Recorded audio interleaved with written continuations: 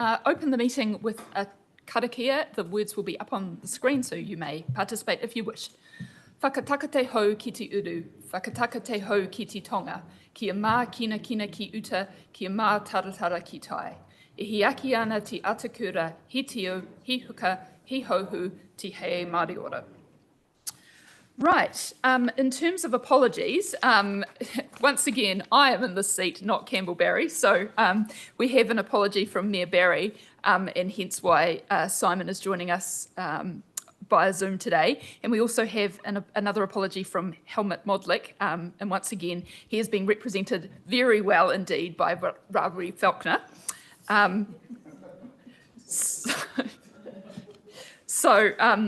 Can I move that those apologies be accepted?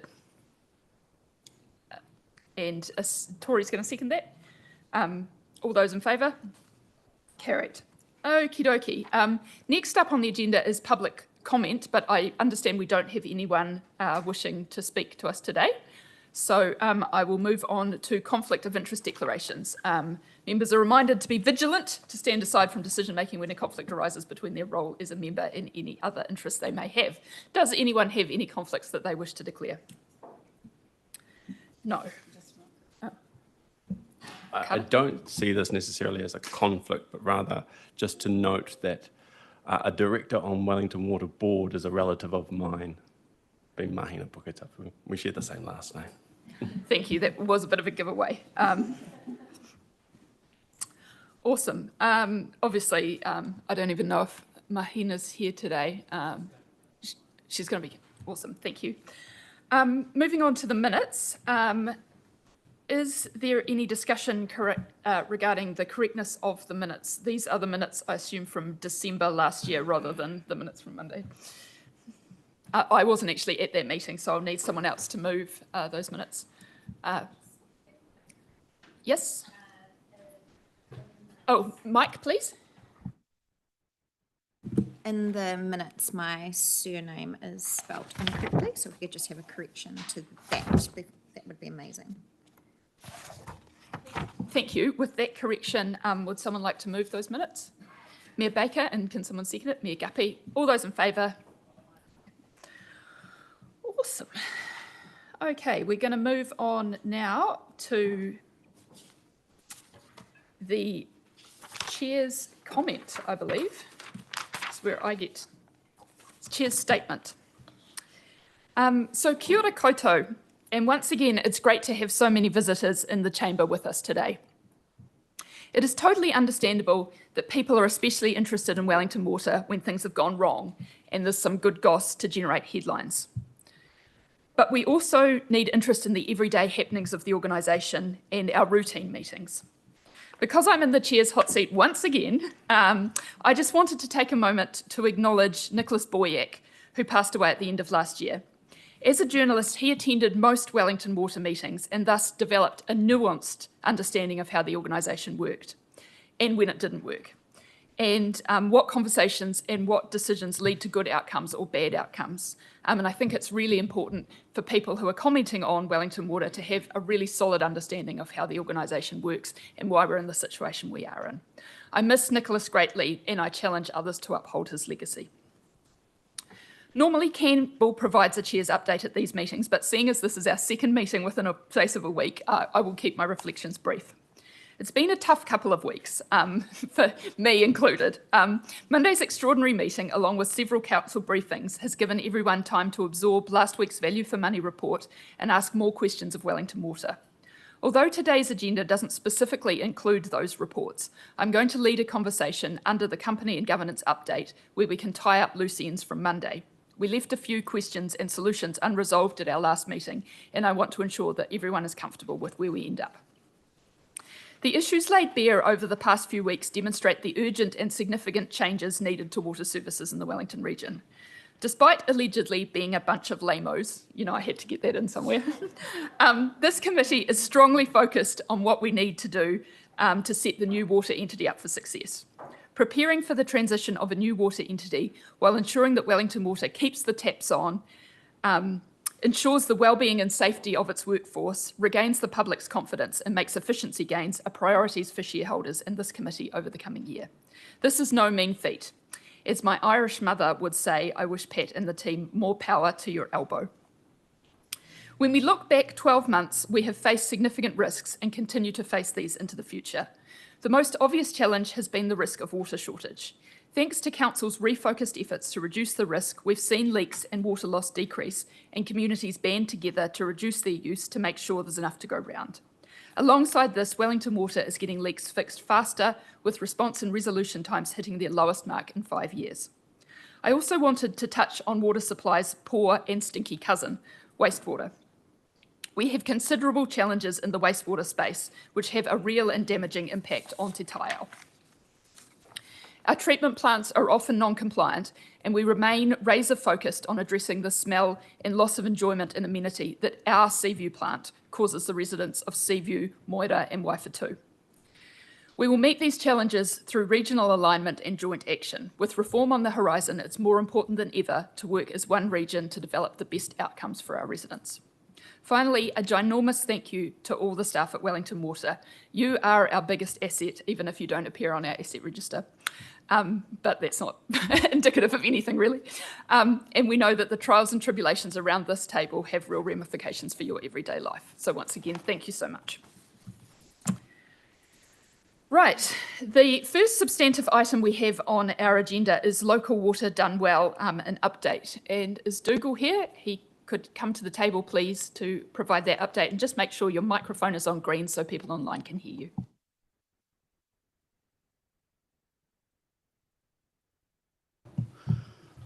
Kia ora koutou, members of the committee, and thank you, Madam Chair.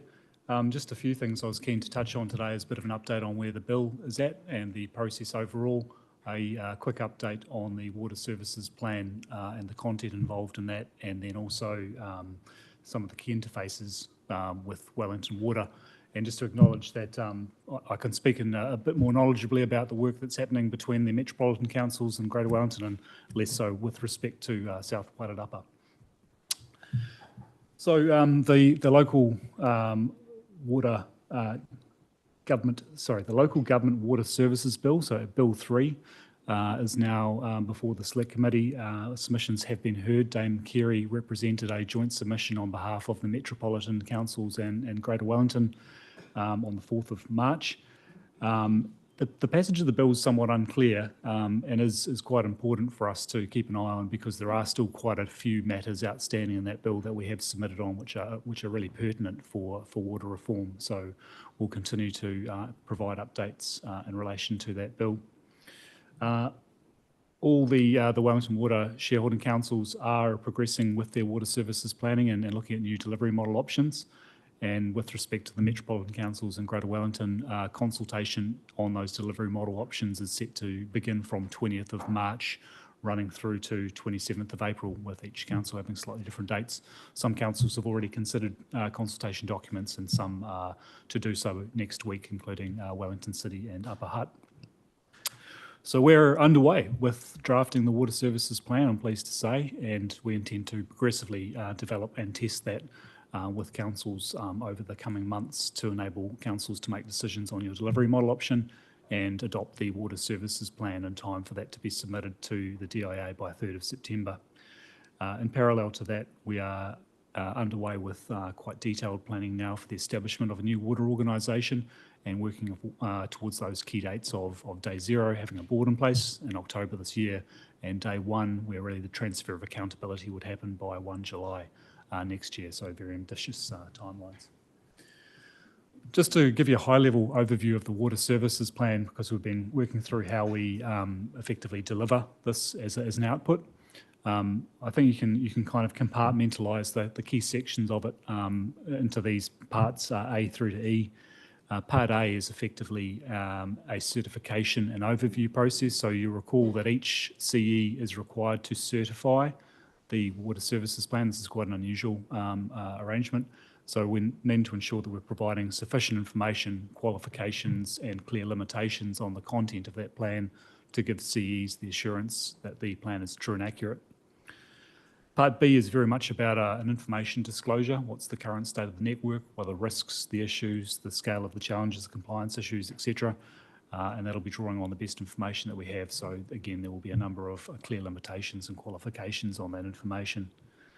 That informs the investment plan that's required. So what are the priorities, what are the outcomes that we're trying to achieve, what's the scale of the investment? And as you recall, we've had a number of discussions around the potential investment over the next 10 years. So we are looking at that again, really hard to make sure we've got the best confidence in that investment program. That feeds our financial modelling, and the financial modelling helps to understand the balance between the investment program, what that means for debt and finance, and what that means for potential user charges but over the next 10-year period. And then the final two sections of the plan really deal with what's the proposed delivery model, so what does the new organisation look like, and what's the implementation plan to give effect to that new delivery model. So that kind of gives you key elements of your effectively your business case for a future model. What will it cost? What's the model you're moving towards, and how can it be delivered? So those are the critical components that we're looking to build and bring together over the next few months. Just to touch on again, we have talked about this briefly, but there are a number of really critical interfaces with Wellington Water and work that's going on that we need to manage and kind of make sure that Wellington Water has the mandate to continue to operate and progress these things, and to ensure that they're aligned with the direction of a future organisation. So obviously we'll need to pick up some of the direction and findings coming out of the Value for Money reports. We need quite a lot of input from Wellington Water into the water services plan itself. The IT investment program really does need to be aligned with the needs of a new organisation as well, so working closely with the Wellington Water team on that.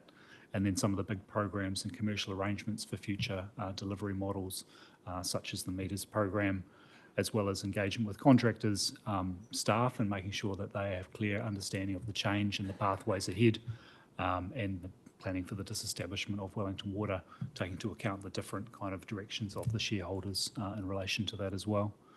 So that will require quite a lot of ongoing involvement with Wellington Water as we progress with the development of the water services plan and implementation planning over the coming months. But happy to take any questions. Does anyone have any questions for Dougal? Can you comment, Dougal, just on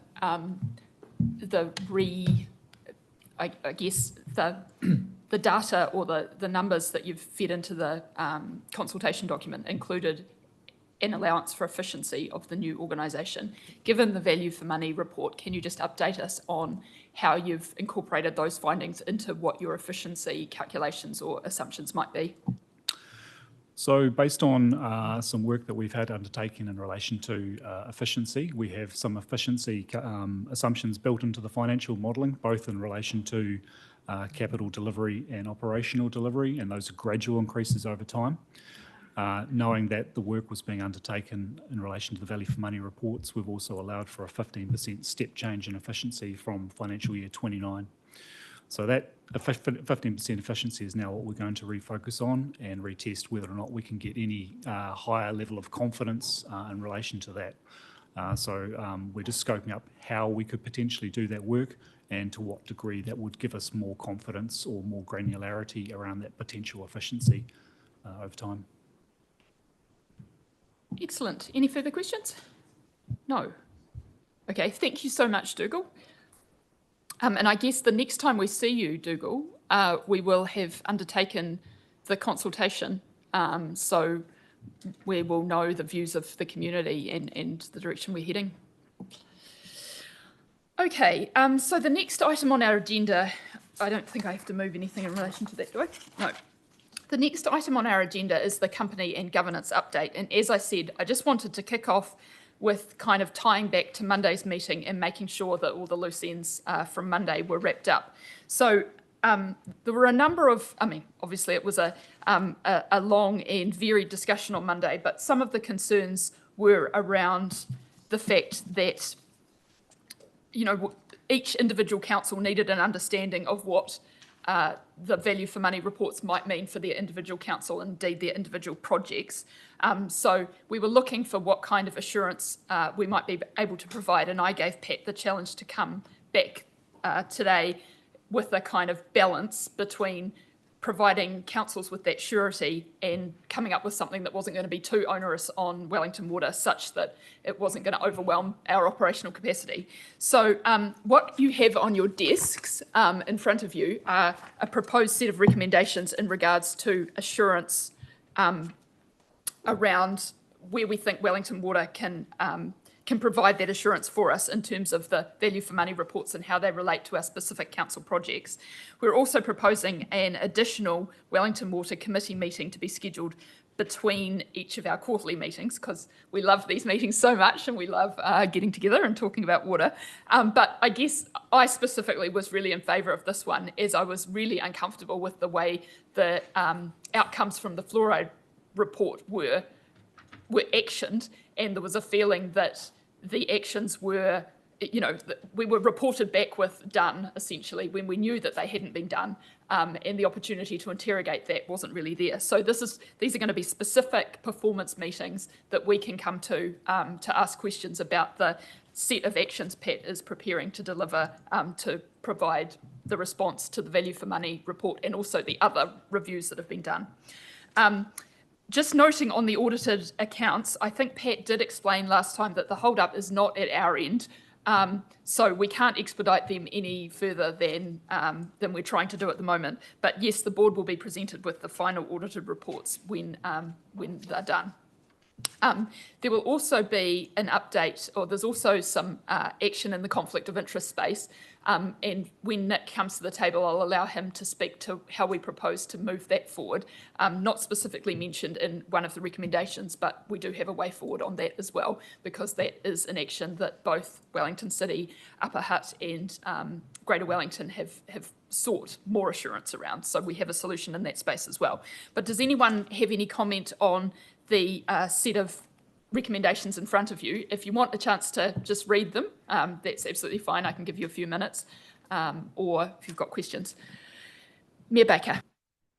Well, it's not a question. These are excellent. I've read them. Thank you very much. I just wanted to say we had an amendment. We had our water paper yesterday at council. We had an amendment moved that asked for directed Wellington Water to undertake a full investigation on how much ratepayer money was overcharged by Wellington Water, and commits to exploring all legal and financial avenues in a cost-effective and prudent manner to recover these funds on behalf of ratepayers. Any recovered funds should be incorporated into future budgets to reduce costs for Porirua residents.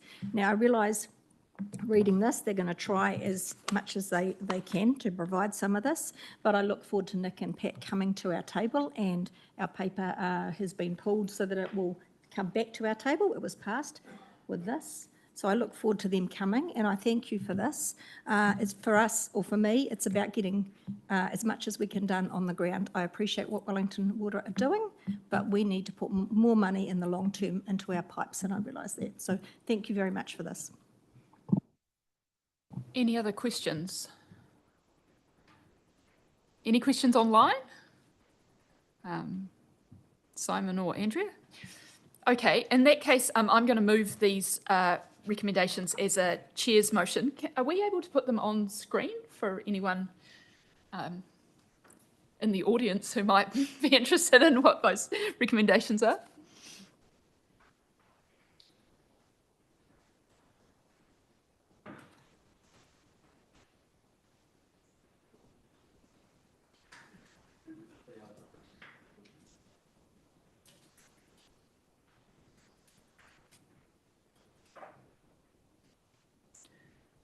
Okay, I've just seen that that this is a motion that kind of logically sits after having received and noted the company and governance report, which we haven't actually done yet. So I will just put this on ice till we've spoken to the governance and company update, and then I'll put these recommendations. But I will put them as the chair, and I'll be looking for someone to second them. Okay, just so we can get all our dots dotted and T's crossed, we will now move on to the company and governance update as it is in the agenda. So can I invite Pat and Nick to come to the table? I don't know, Nick, whether you want to cover off the conflict of interest stuff first, so we can kind of draw a line under that and then move on to the update as it is written in the agenda. Kia ora koutou, Madam Chair. In terms of the conflict, the board and myself both recognise the concern from shareholders around perceived conflict. And we will be taking some independent advice both on that, but also how it is best managed. And we will report back to the committee on what we receive and how we intend to progress that.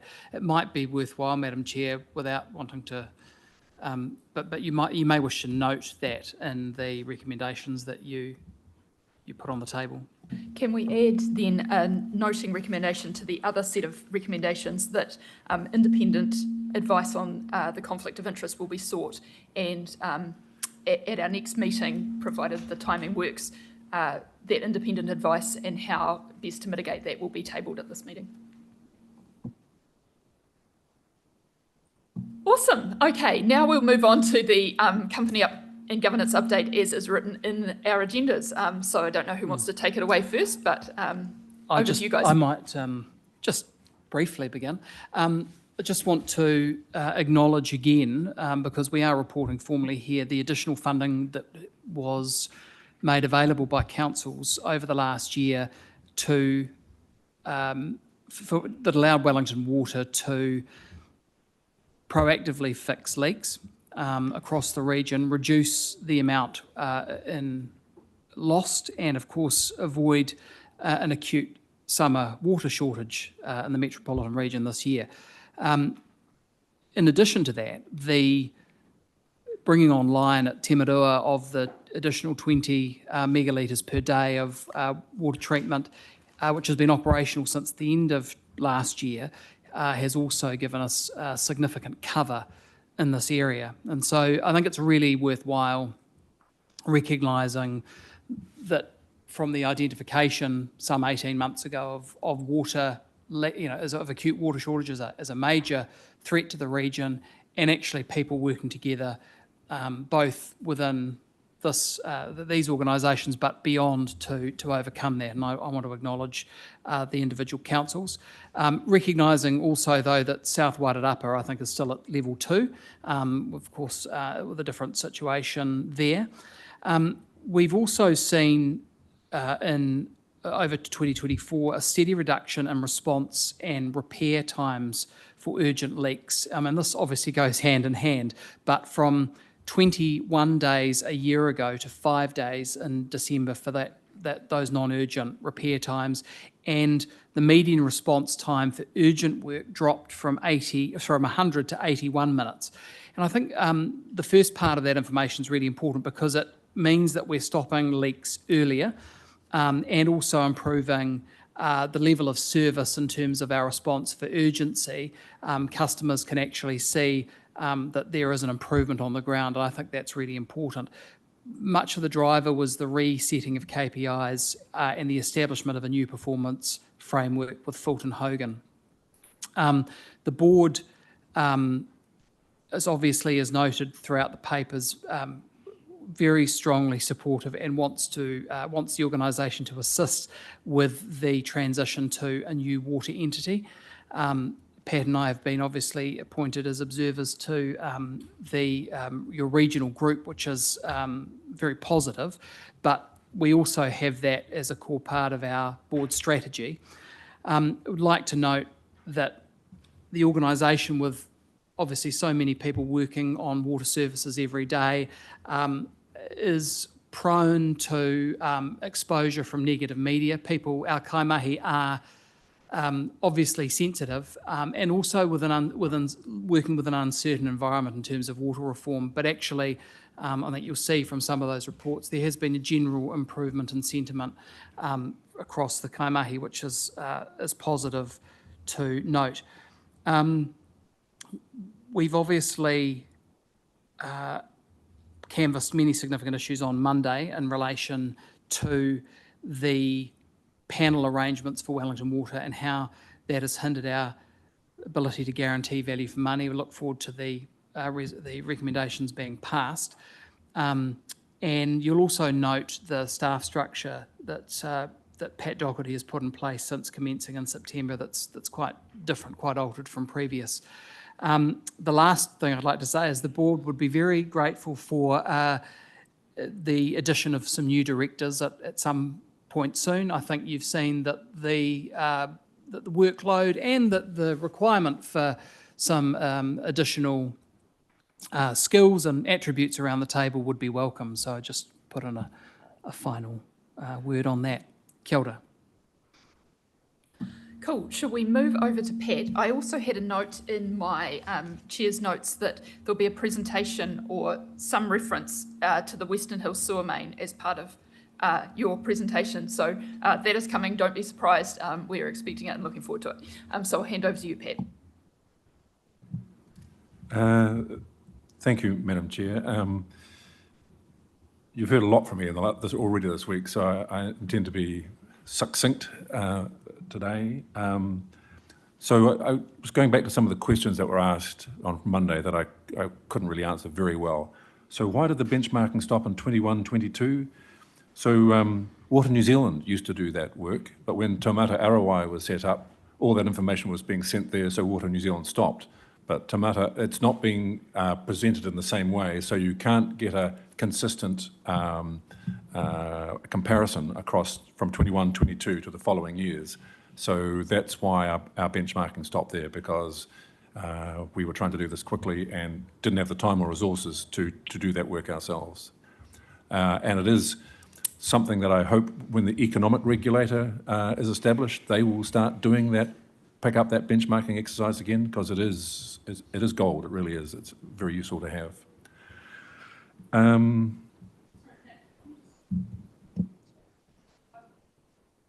I just want to comment on that, as I talked about it on Monday. Like, are Taumata Arawai doing any benchmarking, or is the case that the benchmarking is just different? They're measuring different metrics to what was being measured before?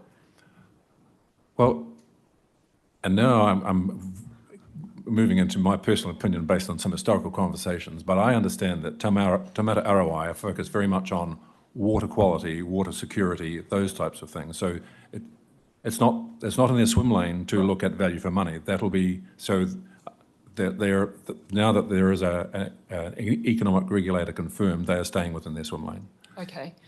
So I guess, so do you think it's acceptable to wait until the Commerce Commission comes on board to provide this kind of information, or should we ask Water New Zealand to continue with their benchmarking? I meet with the CEO of Water New Zealand on a regular basis. I can raise that. I'd imagine there was a cost to do that, and they stopped when they realised that the same information was already being provided somewhere else. But I can raise it, yes. Because I think if it would be helpful, a letter from this committee to Water New Zealand, just reminding them of the value of this information, not only for us but around the country, and potentially we don't want to wait until the Commerce Commission comes on board, and plus the gap with no data is going to be getting bigger. So I definitely think we should take some action on that space. Although, sorry, continue. You asked me about the auditors. So we've now provided, I think, all 3 reports to our auditors.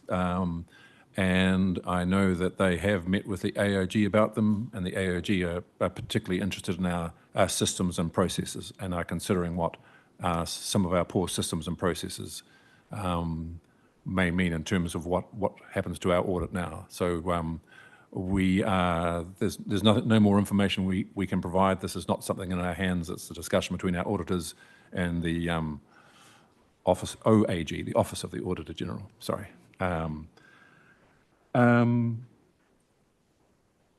We have told our staff that one of the challenges we have was we don't have a good database of what market costs are. We know how much we've been paying, but as I have outlined, we are suspicious that they are not reflective of the true market. We can't use the national benchmarking data because, as I explained, some parts of the region are expensive to work in, so that would also create a false impression. So the message is everything for the rest of this financial year is to have a competitive element to it. That may be for smaller jobs getting quotes, 3 quotes. It may be full competition, or if it's specialist work, a closed tender, but we will have an element of competition.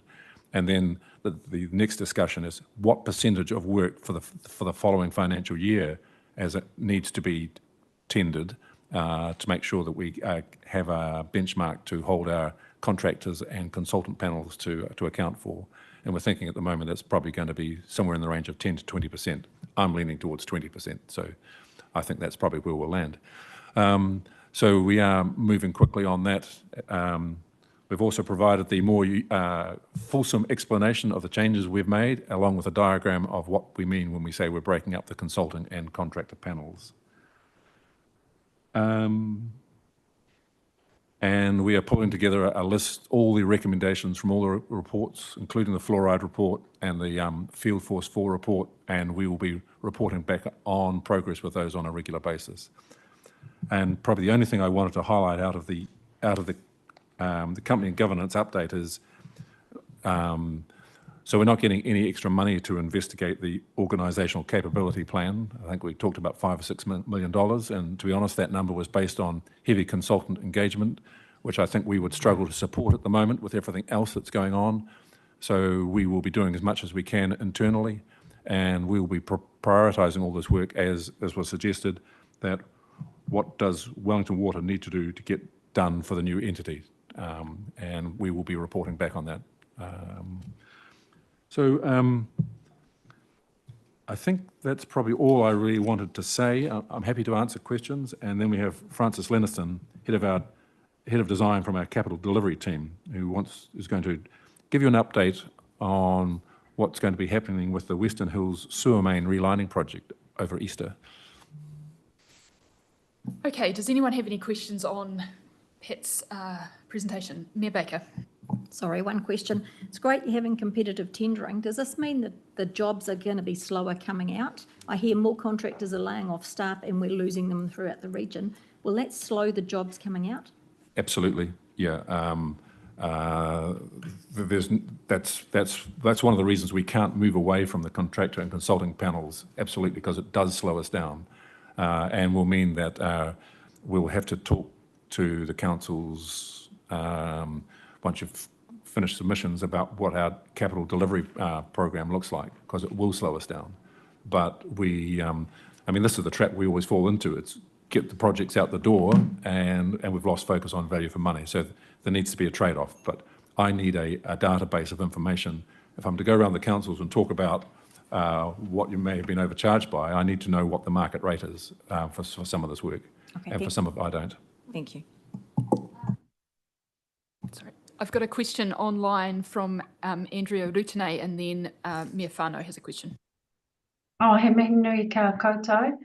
I'd like to again acknowledge Pat and Nick for stepping up to the plate with all that's going on. My question is, with efforts to become prepared to hand over things in a good state to the new entities, just a point of clarification, does that also include Wairarapa? No, the Wairarapa Council have indicated that they won't be joining the Metro Councils and Greater Wellington Regional Council in a regional model. So no, we are starting to work with them now on how we hand over information and support them with their transition plan. Cool, thank you. I was aware of that, and it's good to hear that you are still working with them to do that handover. Thank you. I guess just a further question to that, Pat. I mean, when we form the new entity, we envisage, I know this is kind of off topic, when we form the new entity, we envisage the bulk of staff for the new entity will be staff currently employed at Wellington Water, because there's only so many water engineers in the country, and the ones that are working in the Wellington region are currently working at Wellington Water, and they will transition across to the new entity. Presumably some of the staff who are working at Wellington Water will transition to the new Wairarapa entity. Have you had a chance to think about how that might work? Yes, you're right. Some will transfer across, and no, I have had no chance to think about that. But it is something that Melissa and Janice are very keen to talk about, and what staff would transition across. I mean, there are some staff that are based in the Wairarapa that work for the Wairarapa, so we expect that they would automatically transfer across. But it's would there be any others? We don't know yet. Early days. But thanks for your question, Andrea. We need to remember that that from Wellington Water will come to new entities, and we're across what's happening in the Wairarapa as well. Mayor Whānau. Thank you. Does Wellington Water have a policy and process around protected disclosures? And if not, like, can we have something a bit more proactive to enable staff to submit?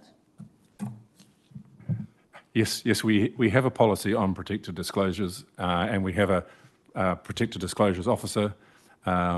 And just to give you an idea of how thorough the security was, our protected disclosure officer was in a car accident at Christmas and suffered serious concussion, and is still off on leave. And so we were sitting, and one of the things you've got to do is provide a copy of the report to the disclosures, and we didn't know who they were. And one of the symptoms that this person is suffering from is loss of memory, and we're thinking, goodness gracious me, this could be very awkward. But it was good. She had advised her acting person, but only those two people in the organisation knew who our protected disclosures were. So we did it very well, I think. And the good thing is, since then, we're getting a lot of comments and suggestions about things that we could do better, things that people are uncomfortable with. It's a landslide, it really is. So it's now prioritising our best bangs for bucks. I suspect that we'll deliver the big ones, but we'll probably be handing a list over to the CEO of the new organisation to say, here's where we are, and here are some further thoughts. Any further questions? Oh, Councillor, Representative Faulkner. Thank you for the report. Can I just test a little bit the response to Mayor Baker's question earlier? Can you help me understand why putting more tension and rigour into the procurement process lead to uncertainty that it limits the nature in which contractors can undertake work and or subsequently contractors leave? Because tension has always been something that has been part of major infrastructure projects, is that right? So if for some reason it's leading to uncertainty in your response to Mayor Baker, help me understand why. So our model has been, we would go to the consultant panel and the contractors panel and say, here's the list of work for the year. And they would tell us the contractor and consultant that was going to do it. They would have a discussion between themselves to make sure the work was shared equally. And they would say, here's your consultant, here's your contractor. And then we would negotiate a price with them based on an engineer's estimate, based on what we had paid last year. So we haven't gone to the market. For our bigger jobs, more specialist work we have, but for more of the routine stuff we haven't. And the suspicion is that we have drifted away from real market prices. Prices where other contractors can bid for, and even tendering within the panel as well. And we haven't done that. And that's how you know you've got a competitive price. It's not always the lowest one, because that's every tender there's this price quality trade-off.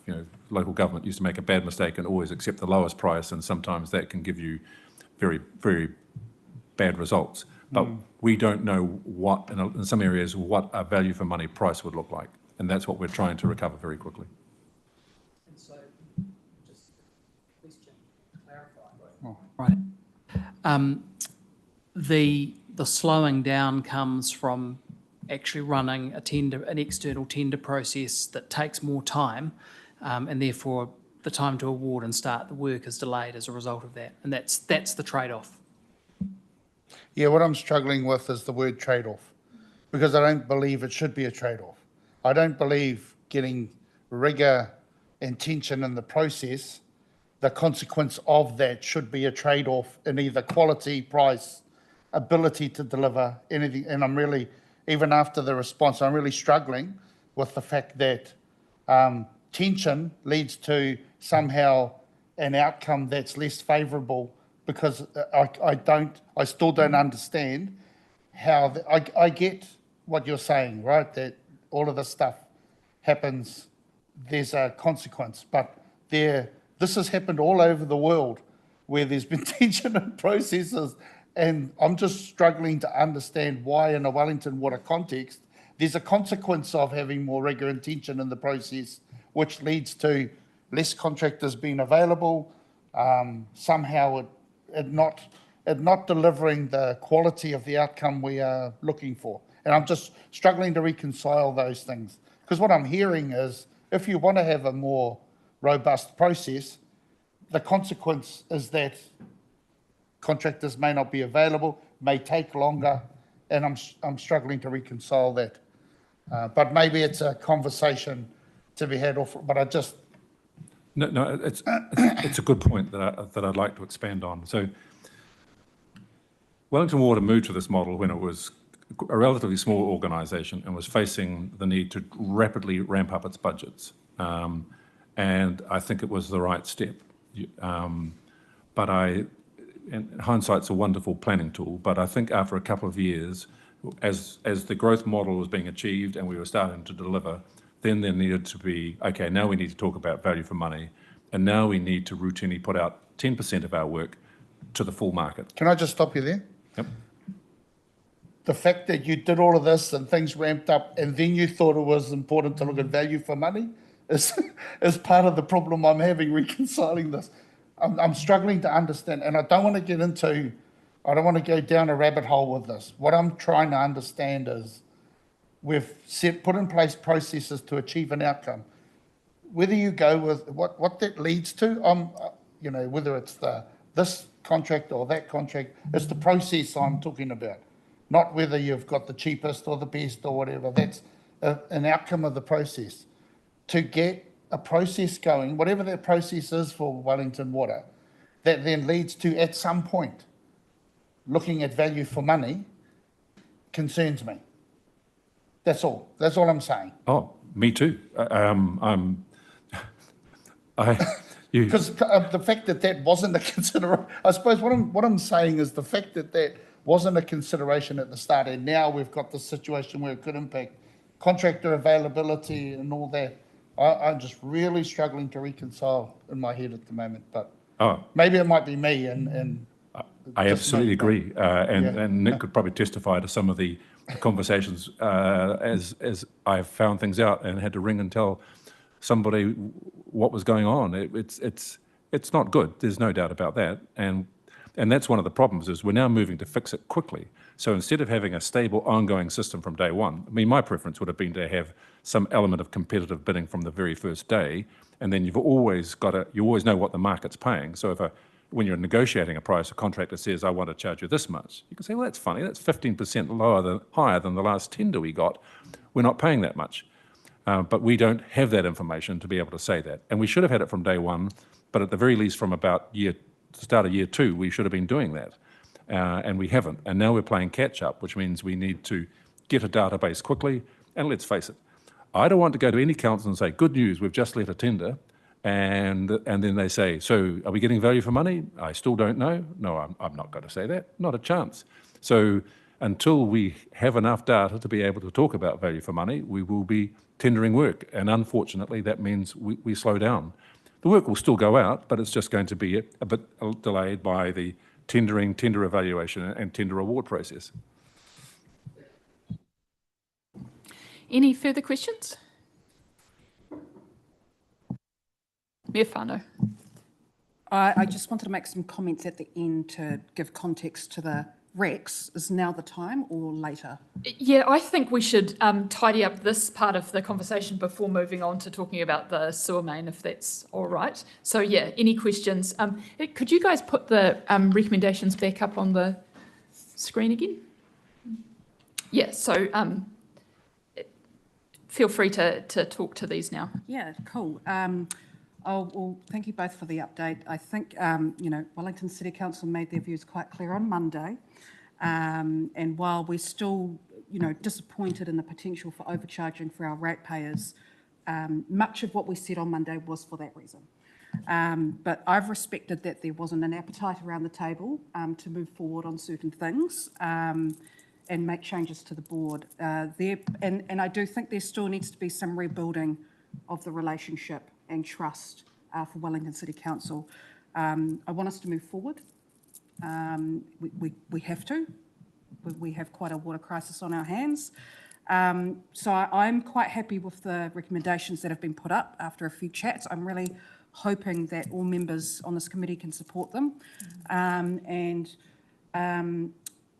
I also just want to say, you know, to the staff of Wellington Water, the debate that you're seeing in the media and here is not a reflection of the work on those on the ground. We know that the leaks have been fixed. So I just want to make that quite clear, that we appreciate their mahi.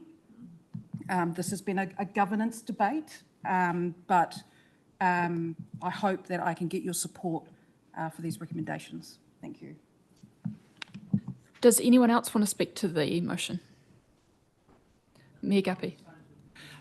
They are, except action 2 was what we just asked for the staff to add, which was noting the independent advice on how to address the board chair's conflict of interest. But otherwise, they're the same as what's here.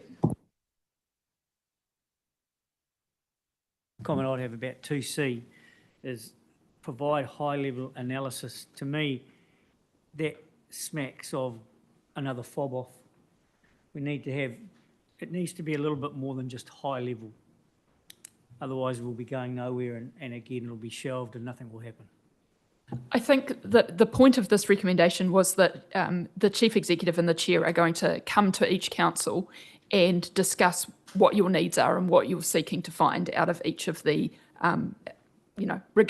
related to each of your projects. So it's hard to kind of come up with something really general. At the same time, we do need to be mindful of the cost and the operational effect of requiring additional work from Wellington Water at the moment. So this is an attempt to get that balance right between giving assurance to councils and meeting the operational needs of the organisation. And I think most people around the table are comfortable with where we've landed. But as I said, at each organisation, at each council, there'll be an opportunity to have a specific discussion about what you need in relation to your projects. And if you have a project that you're really concerned about and you want additional information, I'm sure that Wellington Water will be happy to provide that. Yeah, but our role here, Chair, is about accountability. And our role here is the whole of Wellington wants to know how much they've been ripped off. I don't think that we're going to be able to provide that figure. And that figure just does not exist. So we're going to be searching for something that does not exist, and it's going to be costing us a significant amount of time and money. The best we can do is try to assess the projects that we have undertaken and what efficiency we can gain moving forward. Deputy Chair Sadler-Footer. Thank you. It's probably quite worthwhile me going after Mayor Guppy. My concern is with what is now point 3C.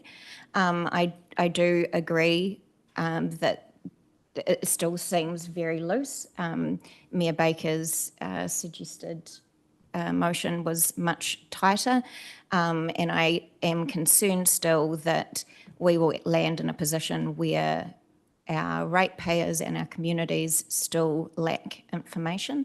And I certainly made my view on that on Monday very clear. My concern is for my community, my concern is for my ratepayers, and I don't think that 3C currently puts us in a position where the trust can be rebuilt between us as shareholders and Wellington Water as our service provider. For context, it's easy to look at reports and see that the South Wye numbers are lower than our shareholding partners, but in South Wye, 300,000 equals a 1% rate rise for our ratepayers. So even what could be considered by others to be small numbers has a deep impact on our community, and I still believe that we need more information.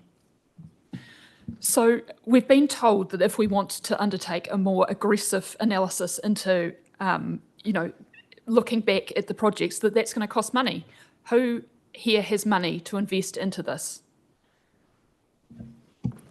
I just don't think it's fair or right at this point to put out a report that speaks to overcharging and then say, well, I'm sorry, you don't get any more information unless you pay for it. That's actually outrageous. But this is our organisation. They're providing us our information, and there's no one coming in to save us or rescue us. If we want additional information from the organisation above and beyond what their everyday work is, which is supplying water, dealing with wastewater and stormwater, then there needs to be the resource in order to undertake that work. Now, they've gone above and beyond with the value for money reports that they've provided us to date, which have told us a whole bunch of information about problems in the system, and we appreciate those, but that is going to cost money to fix. And no one has been really upfront with coming forward with the requirements to actually address some of these concerns. And we don't want to take Wellington Water away from their very critical work of water, wastewater, our non-compliant wastewater treatment plants, and have them going through accounting of the last 5 years' projects. We're not going to get this money back. That's absolutely patently ridiculous. When you go buy a shirt and then you come back the next day and it's on sale, do you go back and say, oh, I'd like that money back? The fact that these projects, that the process was not delivering market value does not mean we're going to get the money back. It's just ludicrous. The only course of action is that if the Commerce Commission finds there has been cartel behaviour, they may pursue a court case, which may result in some refunds. But that is going to take years and years and years, and you're just not going to get that. And I think it's unduly onerous to ask Wellington Water to fix it. Pat, if you want to comment on exactly what kind of information you can provide that is not going to unreasonably affect Wellington Water's operational tasks, but tries to provide assurance to people around the table as to what they might have been overcharged and what a fair market rate might have looked like.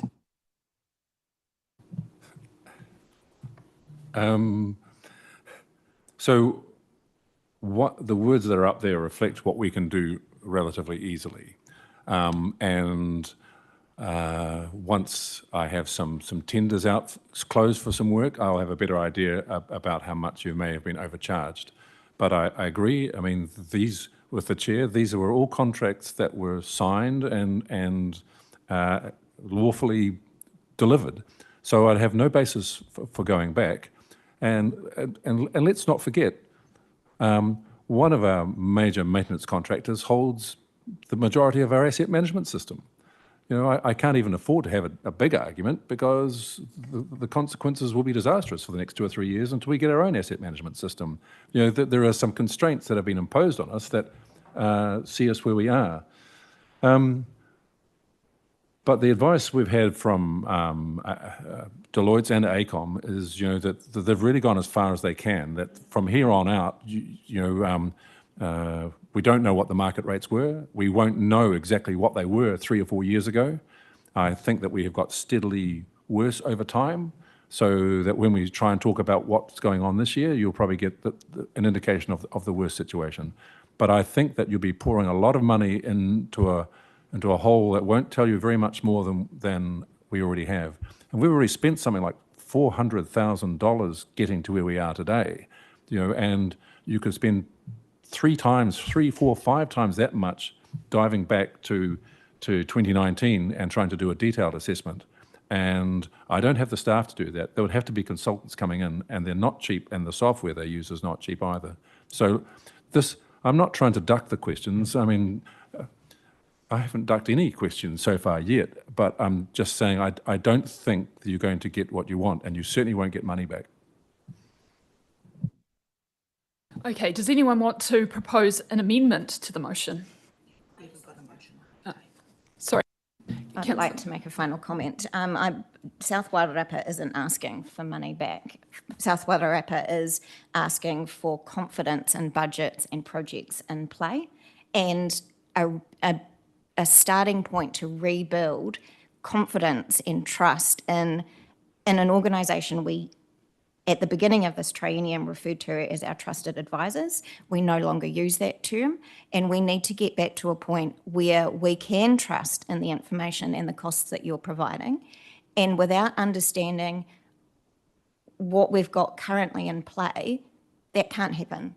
And it's not good enough to say we can't do it. It's not good enough to say it'll cost more money, and it's not good enough to say, oh, you're not getting money back, so it doesn't really matter. We need to rebuild confidence. So I assume that you have an amendment to the motion. as Mayor Guppy said, I think it needs to be much tighter, and in using the terms high-level analysis, really don't commit to much of anything at this point. So as I've said, the Chief Executive and the Chair will attend each of the councils and get a better idea at a one-on-one level as to which projects you want to interrogate further. Otherwise, across the board, as a wide sweeping statement that covers all of the Wellington Water partners, I think high-level analysis is the best words that we can come up with at the moment without committing the organisation to unreasonable costs. So with that in mind, I am going to put this set of recommendations, I'm going to move it. Do I have a seconder? Mayor Whānau, we've had quite a lot of discussion on this already. Are there further comments people want to make? Okay, can I have a show of hands in support of this motion, please? Online, what are your, sorry, I can't see you online. Supporting. Okay, all those against that motion?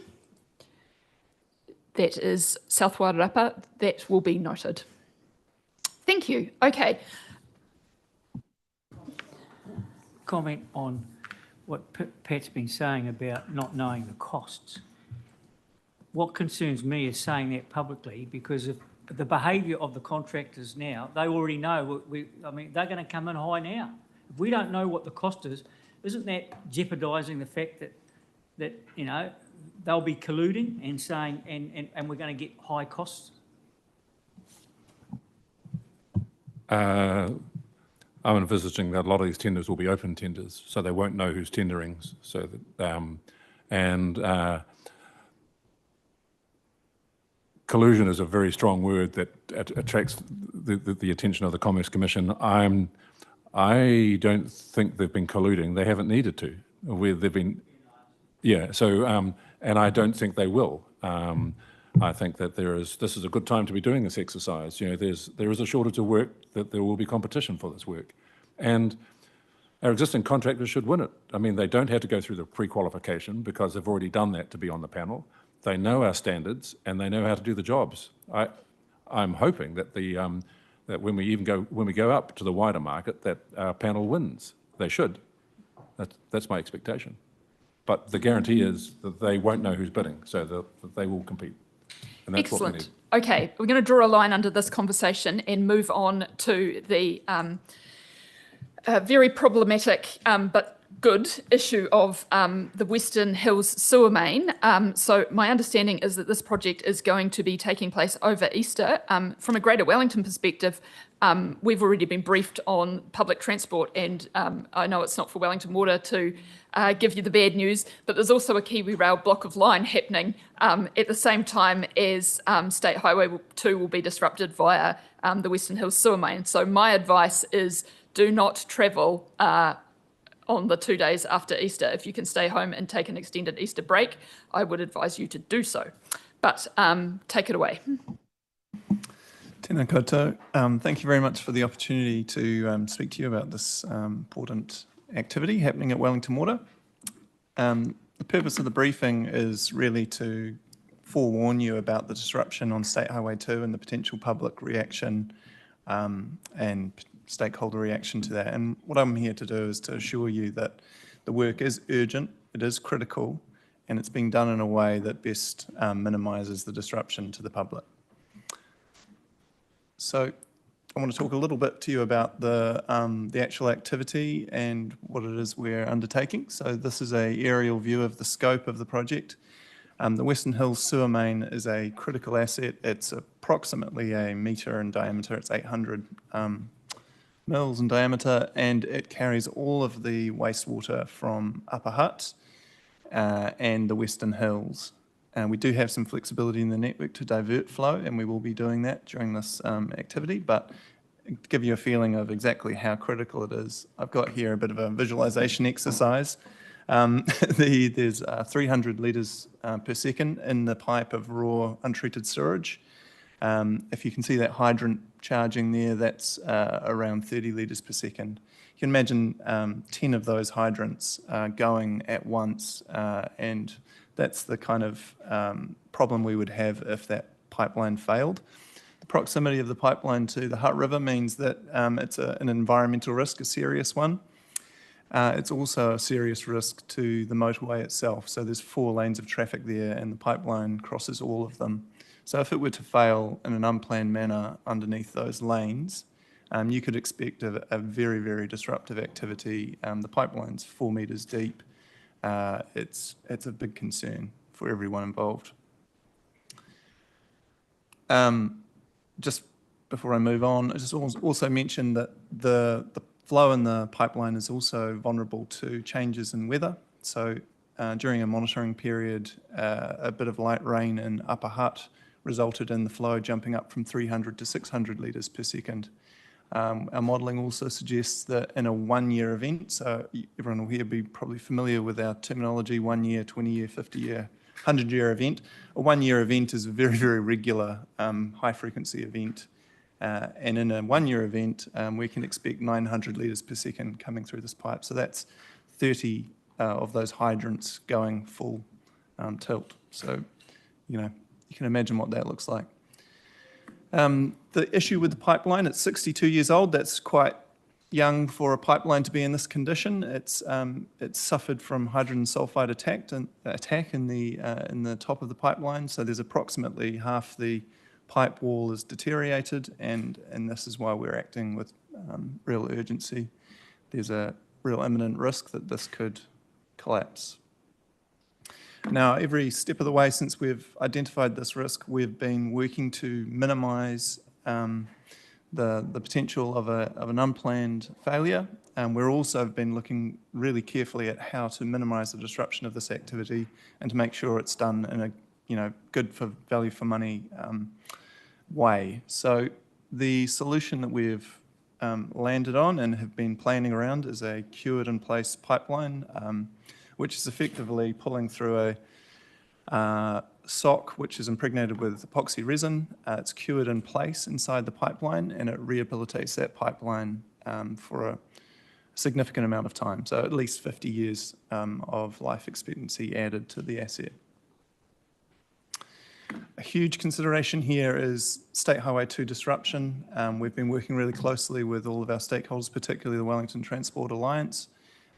We have come up with a traffic management concept which does a really good job of reducing the impact. However, I want to be clear with everyone here that despite all of this work, you can't do work on State Highway 2 without, causing disruption. And I think the main point of me being here is to make sure that everyone here is prepared for that, but knows that we're doing it in the way that's best minimising that disruption.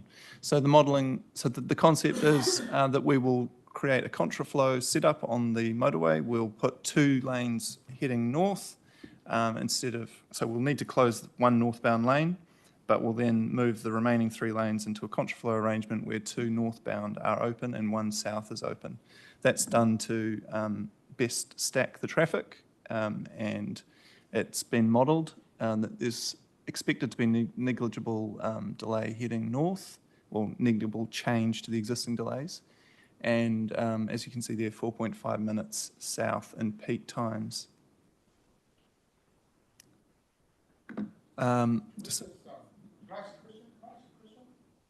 Yeah. Of course. Can we go back to that slide? When we use traffic management in a public presentation, it would be good to include there the benefits to staff and worker safety. Absolutely. Because we always package traffic management as the inconvenience it can potentially have on people wanting to get from A to B. But I think it's a very important consideration to note that the requirement we have, well, not the requirement, the expectation we have to manaki our people is equally or more, in my eyes, more important to note than how much people are going to be inconvenienced. So the staff safety element deserves a bullet point. Thank you. Yeah, and there is a bullet point that I've skipped over there, which is talking about maximising safety in the night time. We are looking to expand to two lanes, but it is always a difficult balance. But yes, absolutely, we've all got a duty of care to our workers. So quickly, second to last slide, I want to talk to you about our approach with engagement and communications. We're working to a comprehensive plan, involved a lot of engagement with Wellington Transport Alliance, as you can imagine, but also the other key stakeholders there that I've listed. We will be doing daily briefings that will be available to our stakeholders, but also to the public, and we'll do those leading up to the 2-week period. So the job is going to happen effectively 24/7 over the school holiday Easter period. It's been planned like that to get the traffic conditions that are most suitable to us, but also in balancing the issue of having an exposed risk in the interim. So we're having to jump in as soon as we can. And just quickly want to re-summarise those messages. It's a critical asset owned by Lower Hutt and Upper Hutt. It's carrying an awful lot of raw sewage. We'll be doing it over the school holidays. We need to act. If we don't act, we'll be having a serious issue on our hands. And we've done everything we can along the way to minimise the disruption to the public. And I'll just open for questions. Sure.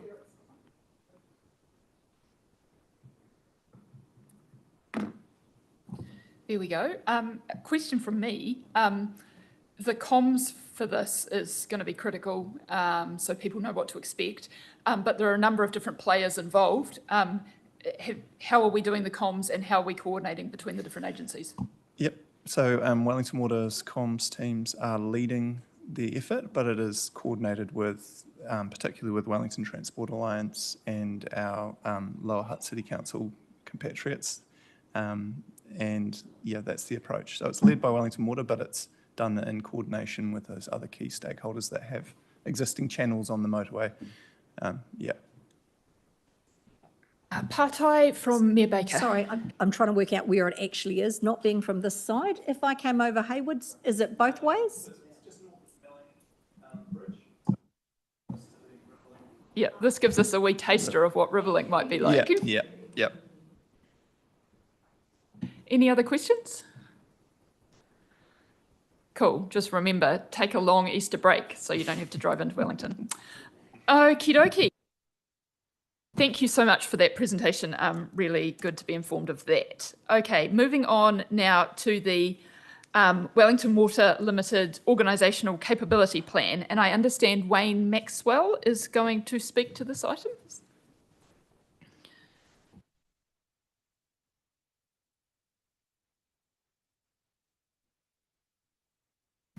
Thank you, Madam Chair.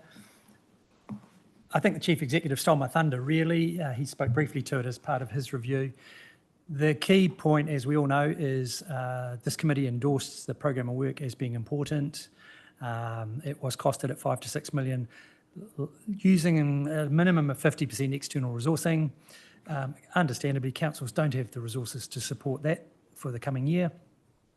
So where we're at right now is revisiting this plan and as the Chief Executive has said, what things can we do with internal resources, cognizant of the fact that we're responding to our recent reviews, we are responding to helping the team, Dougal and his team that are obviously working on the future of water services delivery, and we need to be able to try to balance the workload between all of those things. Happy to take any questions. I see a question from Deputy Mayor Sadler-Footer, so you can kick us off. Thank you. On Monday, Pat spoke to some internal savings that he was looking to make within the organisation. Is it possible to use those savings and pop them towards this piece of work without seeking further funding from shareholders? Thank you. Those savings largely directly apply to the OPEX work that we do for councils, so it isn't money that we could spend internally. However, clearly my challenge is, and what I'm working on at the moment, is finding some space in our budget. Just a reminder that our current forecast is for an overspend of around about 4.8 million for the year. So that's $1 million and a bit worse than budget anyway. And that was a 3.7 million overspend out of our existing reserves. For me, when I'm looking at what we need to do this year and I'm looking ahead to next year when we're trying to land this plan, anything we can find, I will be in a discussion with, can we put some of that into here? So that is currently what I'm actively looking for. It's just, as you might have gathered, there's been a few things going on, so it hasn't been the number one priority for me in the last few weeks. Further questions from around the team? No. Okay, you're off the hook, Wayne. But just as a reminder, with the motions we passed just previously around the governance and company update, we're going to have an additional meeting between our regular meetings to go over the capability plan and responding to the review recommendations. So we expect to see more of you, I guess, and expect to see updates on, how you're actually meeting those challenges and how you're prioritising which actions to take first. So it would also be interesting if you can kind of keep coming to us with the budget side of things and where you're reprioritising money to make these actions happen. Thank you. I shall look forward to participating. Awesome. How are people going? Do you want a wharepaku break, or are you okay to keep trucking? Okay to keep trucking. Okie dokie. The next, actually, we have a set of recommendations in relation to the organisational capability.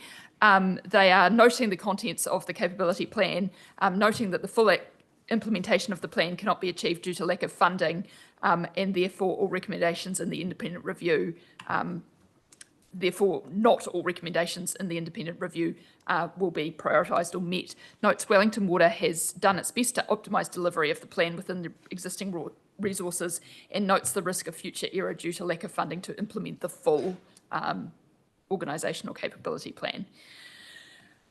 Mayor Baker's going to move that. Can I have a seconder, please?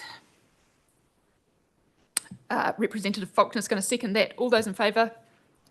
Carried. Yes, and people online are happy with that as well. Awesome, thank you. Okay, we will now move on to the water supply risk, and I assume our friend Charles Barker is going to speak to this item and tell us the good news and the bad news.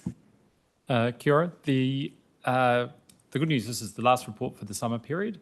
It just reaffirms, the report just reaffirms that we have successfully met the expectations of Taumata Arawai, and we can see the impact of the funding being applied in the risks. It does foreshadow we're turning our attention to next year, and we'll come back and talk about that at another time. But there are concerns about our ability to maintain the water loss at the level that we've got it down to. But we'll talk to each individual council about what we can do there and how to maximise the funding to the best effect. We will generally, in principle, seek to give that advice in the context of keeping to what Taumata Arawai has said is a reasonable level of likelihood for level 3 and 4. But I'm happy to take questions. I know you went out there personally fixing leaks, I was Charles. one day. Oh, you were one day. But I also wanted, if you could pass on to the team that are actually out there, that the good work around the, getting the time frame down on fixing those leaks, that's been funded by the councils around this table. So everyone deserves a pat on the back for that. But if you could also thank the team for their work and that. Yeah, and I think they would pass their thanks back. I mean, the relationship they've had with the citizens and the residents when they've got enough funding to do the job well for them has been a really enjoyable experience over the summer, and the winter. So thank you to the councils. And also just a reminder, if we can fix the leaks earlier, they cost us less. So that's a good reminder, and why it's sufficient to put enough money into that leak repair so that we can keep those leaks down and keep the cost of leak repairs down as well.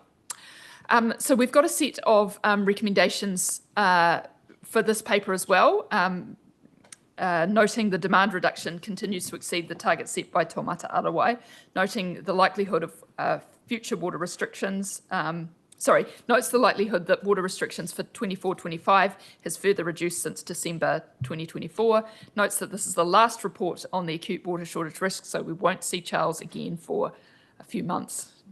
and notes that annual planning is indicating there is a risk of insufficient funding for drinking water reactive renewals in FY 25-26 to maintain the reductions in water loss leakage. Do I have a mover for that, for those set of recommendations? Mayor Baker, a seconder, please. Representative Faulkner, are there any further questions to Charles or on the recommendations? Mayor Baker. Can I just make a comment? We're doing really well putting on the ground fixing this, but the public ones on their private land are not. And we give them a long time. We give them, 90 days before anything happens. And I know this is not your problem. It's a government rule about the process. So I just would like that noted, because there are public that are causing quite a lot. We had a report on them yesterday. So I just do want to acknowledge that we do need to push our residents on private land as well to fix theirs faster. I mean, we are doing our bit, but we do need them to do more work. So just a note, really. Thank you. Thanks. Just in response to that, Wellington Water will be running a fairly long-term awareness campaign for private leaks, going hand in hand with the fixing of the public leaks that councils have funded. So we want to lift people's awareness of that. We also have some engagement with the Plumbers Association and working towards making sure that there's a really clean process that people who are concerned about their private leak can access clear information about how to quickly get that addressed and fixed. So we're working hand in hand with the Plumbers Association around that. Representative Puketapu Dentis. Kia ora, Chair. I just wanted to thank the team at Wellington Water for their efforts around this acute water shortage. I know that the year previous, we were all sort of caught on the hoof, and there were some real concerns from our perspective, from a mana whenua perspective, that we would have to draw down more water from our respective catchments to ensure that Wellington didn't go without water, therefore possibly sacrificing the ecological and the cultural and the te mano te wai of our water bodies for the needs of our community. And that would have been a really awkward conversation that we would have to have. And I was quite grateful that we didn't have to have that conversation last year, and we didn't have to have that conversation this year as well, because of the work that you guys have done to address this issue. So I just really wanted to thank you and the team for all the mahi and all your contractors to getting this done. And we all know that there's still more work to be done. And as mana whenua partners, we're here to support you in leaning into the challenge that's ahead of us. So kia ora, team. Thank you. Any further questions for Charles?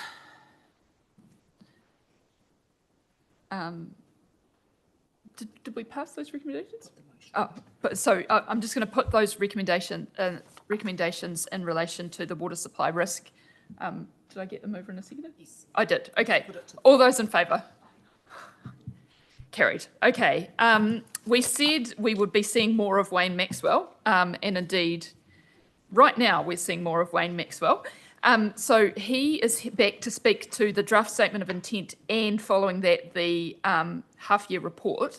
I just wondered, have these documents been updated in view of the value for money report? Not that I picked up anything necessarily inconsistent, but just, I guess, the flavour from what we've been talking about from the last couple of weeks didn't necessarily seem to have translated through to quite a few of these documents. So I just wondered about the timing there. Thank you, Madam Chair. I thought if I walked slow enough, you would have passed the resolutions. That didn't work. I'll try a new tactic, which is to answer your question. We had a discussion earlier in the week, and the suggestions from council staff, we tried to recast the words to recognise, noting the timing complications, to recognise the reality of needing to lift value for money as a priority. Hasn't translated to new KPIs, really don't want to encourage doing that on the fly. So in fact, the only new KPI in the SOI and other acronyms is one relating to regular quarterly reporting back to you on the organisational capability plan. That was a KPI that was easy to achieve, unlike some of the ones we've had trouble with lately. However, has also been overtaken by your recent events, such as reporting to you more regularly and across a wider range of all of the recommendations. So my comments are, our guiding instructions were, please keep this concise. So we've tried to edit it right down. We have tried to put in a couple of paragraphs that talk to how important these issues are. And it is about our actions now demonstrating follow through on that commitment. However, the purpose of coming in front of you now is that if you wish to give us feedback in the next 1 month, we can tighten up, change the wording as appropriate in consultation with yourselves as a committee. Excellent. So just noting the recommendations are that we receive the draft statement of intent and then we can provide shareholder feedback by the 11th of April. So there is a chance for us to look at this, I guess, in light of the value for money reports and come up with any kind of changes that we would like to see. Given that there is going to be an opportunity for us to feed into this process, do people have any questions on where it's currently sitting or views, vibes, anything that they'd like to pass on to Wayne? Rowley. Just one question. I think it's very understandable when we do statement of intent processes that we dive into a compliance way of measuring what we deliver, and it would be great to see some measures in the table that speak to the aspirations or the opportunities ahead as well, rather than it just being zero abatement notices, which have a use or a value. But it might be good to have some in there as well that talk to what we aspire to do and how we're tracking towards the aspirations that we've jointly set for each other as well. If that makes sense. Yeah, it does, and it's a good point, but it's an interesting point you make about how we gravitate towards compliance. And the reason for that is the SOI measures get audited and have to be provable. So I would really like the look on my audit partner's face when we say to him, here's a principle that has now been set as a KPI. Because he would be looking to me to go, how am I going to audit that? So I can see how the environment we operate in does tend to move you towards that way. But what I can respond with is there's no reason why we can't have words in the SOI separate from performance measures that do point to what you're talking about. And that feedback we can take on board. Oh, our chair wishes to make a comment. I think it's a good question, Representative Faulkner, and I just wonder if the strategic focus that's on the following paper, that the board spent quite a bit of time on some ends-based outcomes, if that can be sort of seen as the guiding light. And I was going to ask members of the committee if you still felt those were relevant. The board did this after the budgetary failure of last year, but you will see words like ends in the ends-based outcomes, words like affordable and providing value, along with compliance and reliability as well. So I just put that there. I know they're on two separate papers, but they do seem to be related. Any further questions on the statement of intent? Representative Puketapu-Dentis. Kia ora. Apologies, I'm just sort of catching up a little bit. But I think maybe with respect to the conversations that have been happening around this table, around sort of preparedness for the new entity, I know that there is a specific comment within the SOI around that 2C on page 4, page 80, prepare for the transition to a new entity. Maybe it might be worthwhile just sort of considering how we might need to sort of beef that up and what that might look like. And I know it's about the audit, it's about the, what are those things that actually are measurable activities when we all have to deal with auditors, so we know the pain, but they are a necessary evil.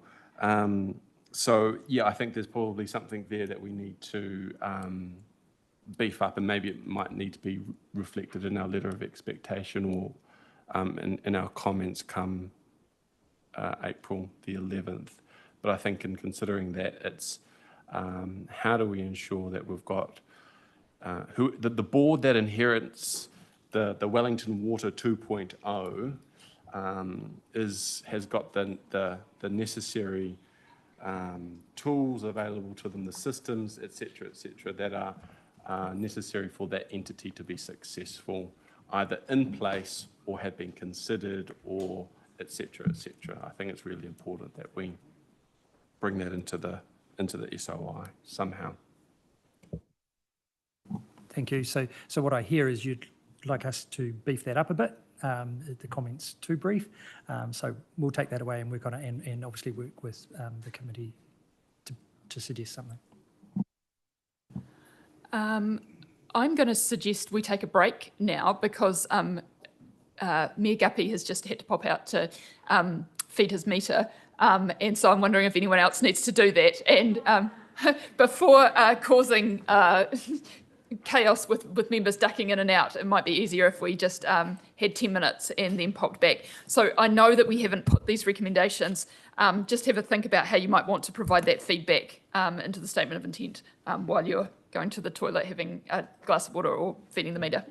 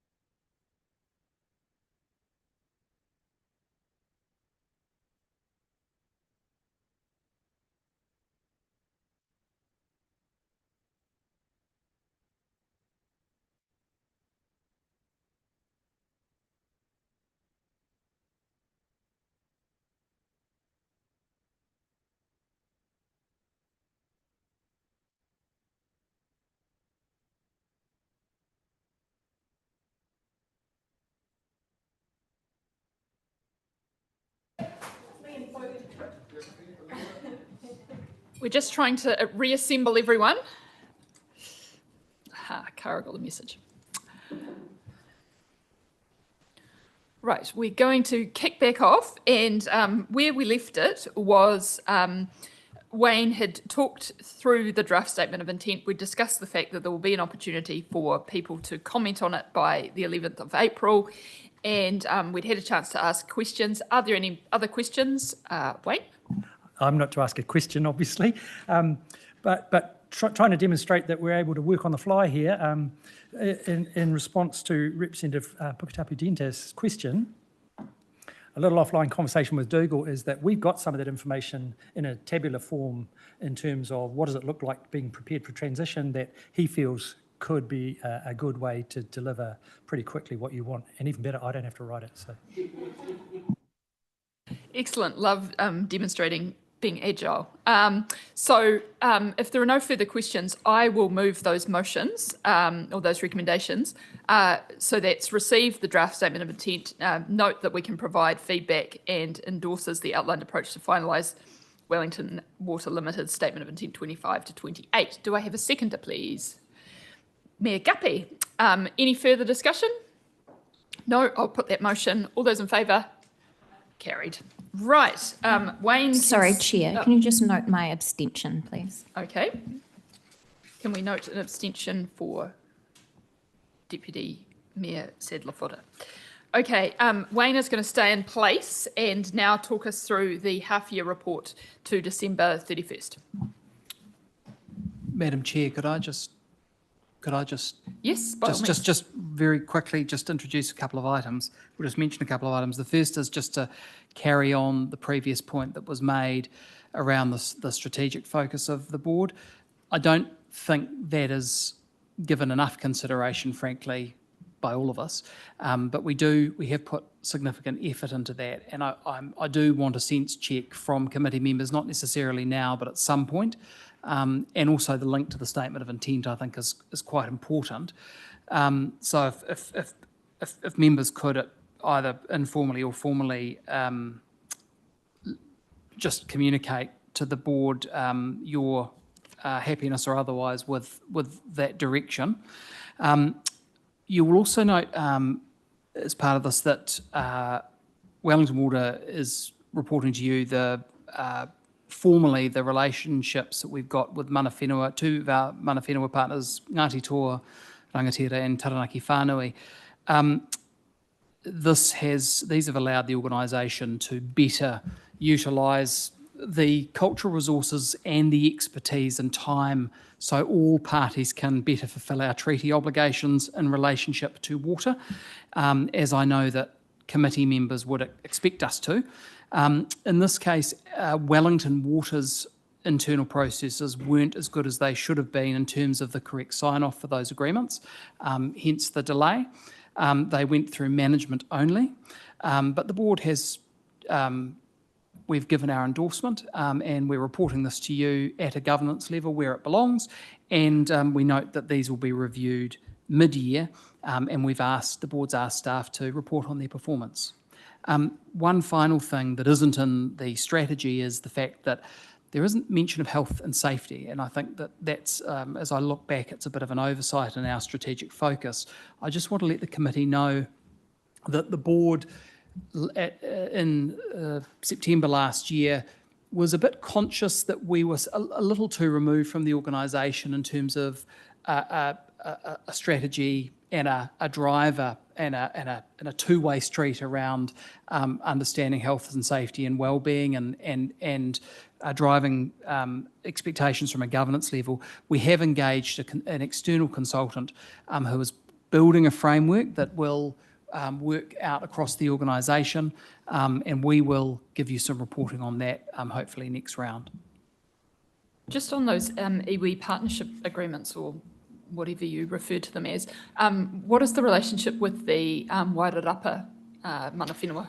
That's still something that hasn't been negotiated to point, but that's something that I think has been sort of active previously. But obviously, changes are going to occur at some point soon in terms of Wellington Water and its shareholding, and indeed its own end of life. So whether that is picked up within time, I can't say.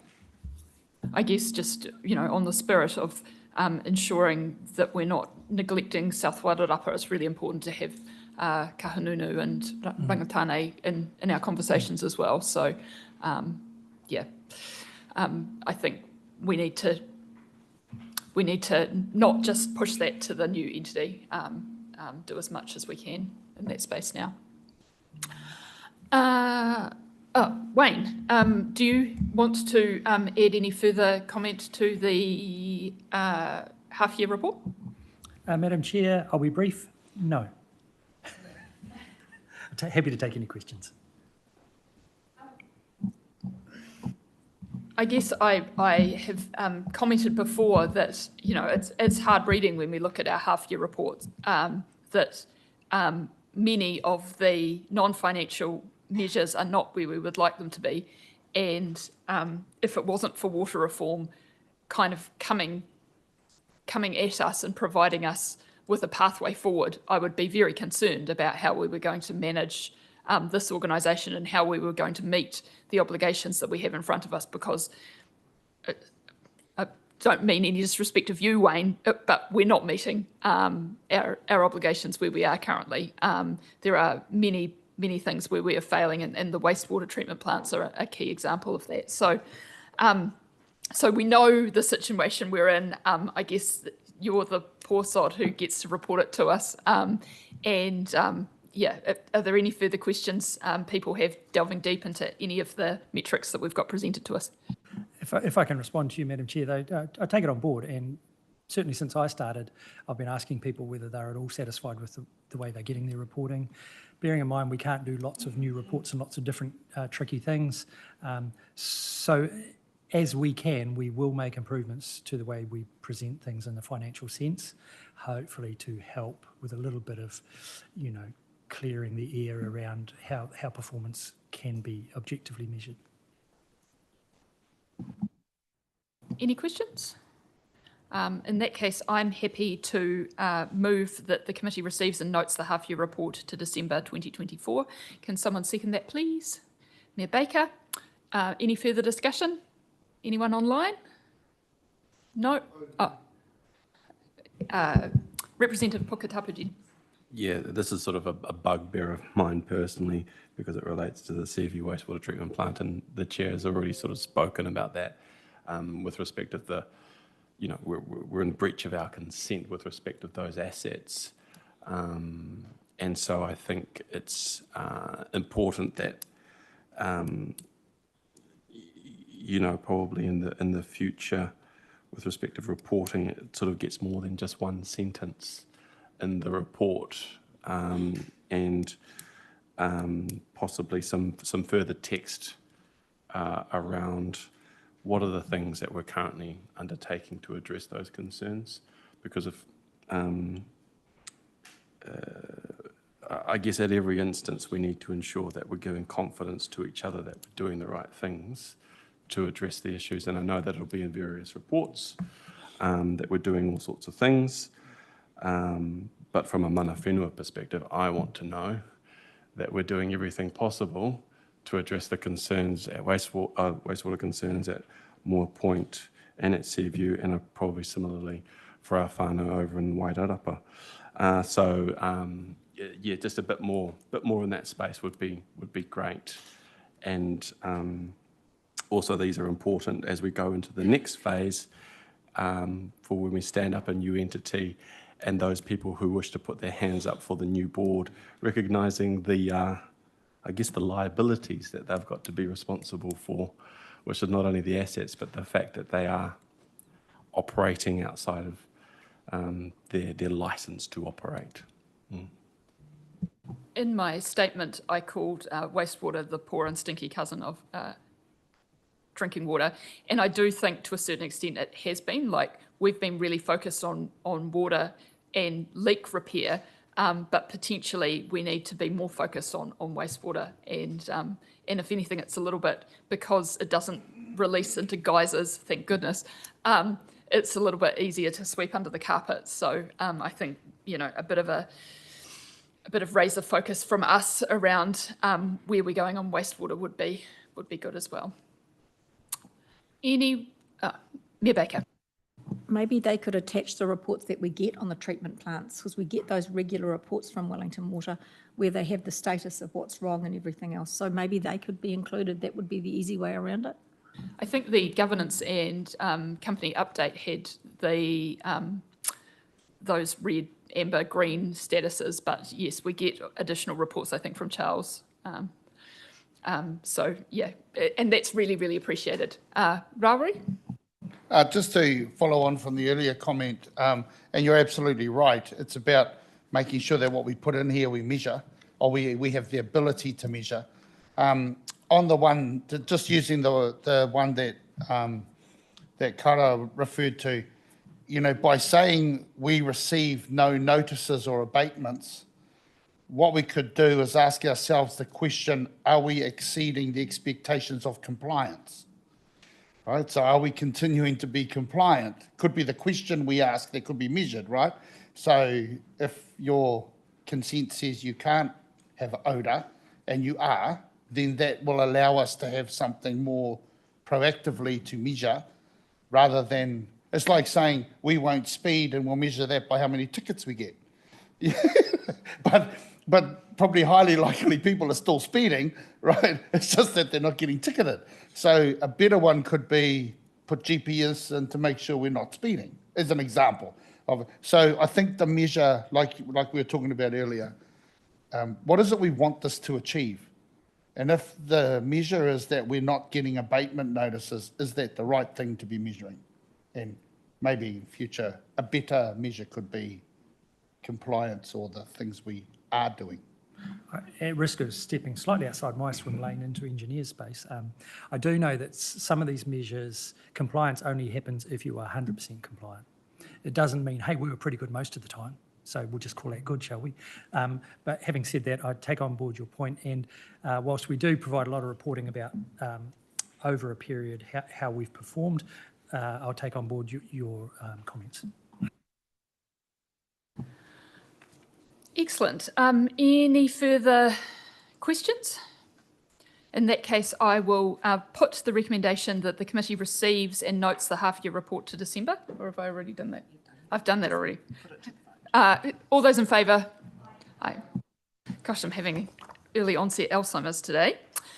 So the last item on our open agenda is the Wellington Water Limited Committee Forward Programme. I note that we will have to readjust that to reflect the new meetings that we have agreed to, but recognising that I guess the Forward Work Programme identifies those key items that are going to come to particular committees in May and July. We're only going to May and July, obviously, because there's an election, if anyone had forgotten about it. So I'll just put that motion that the committee receives and notes the attached Forward Work Programme, noting that that will have to be updated with the new meetings. I'm happy to put that motion. Does someone want to second it? Mayor Baker, thank you. All those in favour? Carried. Okay, I think at this point, we're going to exclude the public because we have one matter to discuss in public excluded. So do I have a mover and a seconder to exclude the public from the rest of the proceedings? Mayor Guppy and Mayor Whānau. All those in favour? Thank you very much for your participation and interest.